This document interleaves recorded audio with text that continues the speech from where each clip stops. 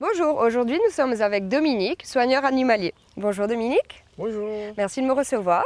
Plaisir. Donc voilà, ici à l'île Maurice nous avons des tortues radiata, mais au départ elles sont endémiques de Madagascar. J'aimerais savoir quand elles ont été introduites ici. Les tortues de Madagascar radiata ont été introduits vers la fin du XVIIIe siècle et début du XIXe siècle à l'île Maurice. Mais pas uniquement à l'île Maurice, mais aussi à l'île de la Réunion. D'accord, et on en compte combien à peu près? La tortue radiata est très répandue à l'île Maurice. Énormément de tortues radiata dans les parcs, les maillets. Et aussi beaucoup d'individus. Il y a plusieurs centaines d'individus à l'île Maurice. Pour ne pas dire des milliers d'individus à l'île Maurice. Au niveau de la reproduction, donc comment est-ce que ça se passe? La femelle pond combien d'œufs? Et le mâle atteint sa maturité sexuelle à quel âge? La maturité sexuelle des tortues radiata ne dépend pas de l'âge, mais dépend énormément du poids. C'est environ 8 kg à 10 kg qu'ils vont avoir, mais aussi environ 31 cm de long.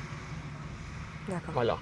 Tout le monde pense, pour l'être humain et des autres mammifères, c'est que l'âge, mais non, c'est le poids et la taille qui comptent. Alors, la reproduction se passe, c'est que bien sûr, les femelles, quand ils vont pondre environ 3 à 12 œufs par année, mais minimum 3, bien sûr. La radiata, quand elle va les pondre, elle va creuser. Alors, on a observé ici, dans le parc, on a observé que quand elle creuse avec de la pâte de derrière, elle va uriner en même temps. Alors, elle va uriner pour humidifier le sol, pour faciliter son travail quand elle va creuser. Alors, quand elle creuse, c'est environ entre 15 et 20 cm de profondeur.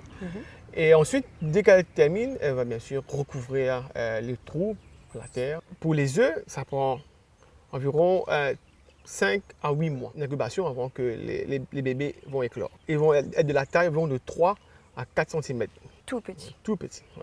C'est très important de surveiller l'étape d'incubation, d'observer. Bien sûr, on doit mettre énormément de points, fixer des points pour repérer là où ils ont pondu, pour toujours observer.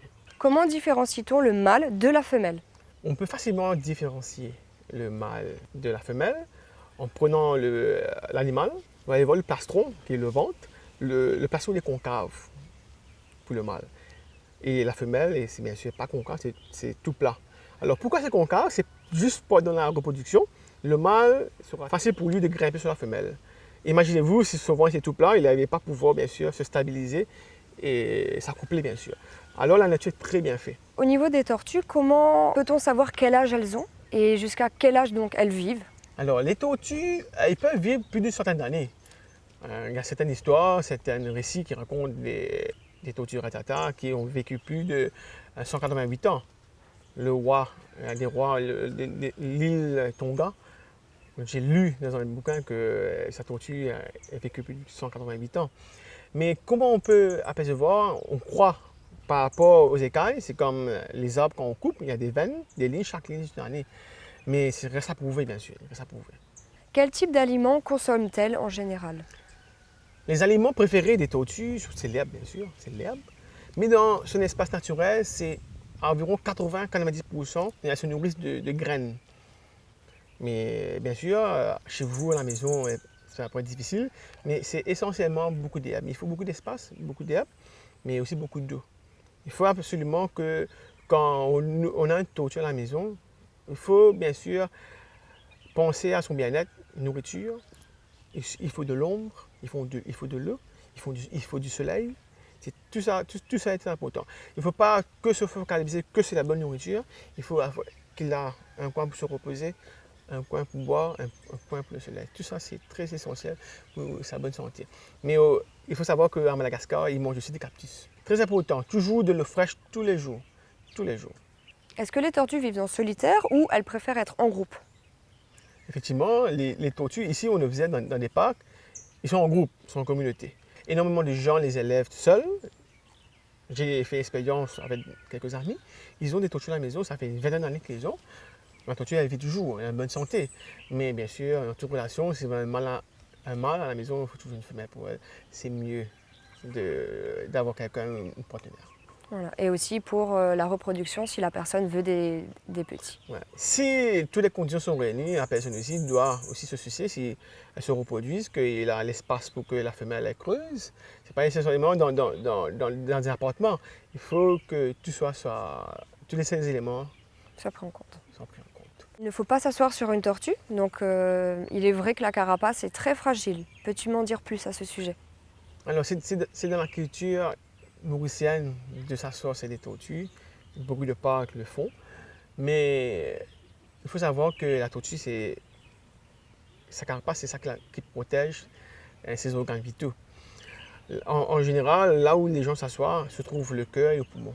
Imaginez-vous, si vous appuyez sur votre estomac ici, vous vous sentez mal à l'aise. C'est très important, nous, êtres humains, de respecter les animaux. Si on arrive à respecter les animaux, on arrivera aussi à se respecter soi-même et respecter les autres. C'est toute une question de respect. Ne jamais s'asseoir sur un radiateur, elle va casser. Comment peut-on reconnaître qu'une tortue est malade? Quels sont les signes? Au fait, les radiateurs, ils n'hibernent pas. Comme des tortues en Europe, ils vont aller en sommeil. En tant que soigneur, vous observez nos animaux, vous connaissez ses routines.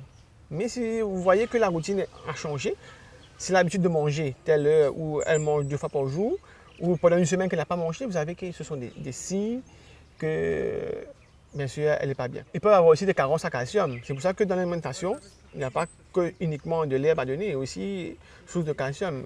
Il faut que vous surveilliez l'état, si la forme de la tortue elle est uniforme. Pourquoi les radiatas sont-elles en voie d'extinction? La radiata est en voie d'extinction parce que l'homme a toujours utilisé les animaux comme source d'argent. Énormément de ces tortues ont été vendues sur le marché noir, exploitées dans le pays d'origine, au marché noir, bien faire de l'argent. Mais aussi pour la viande aussi, dans les pays qui sortent, il y a énormément de gens qui les mangent.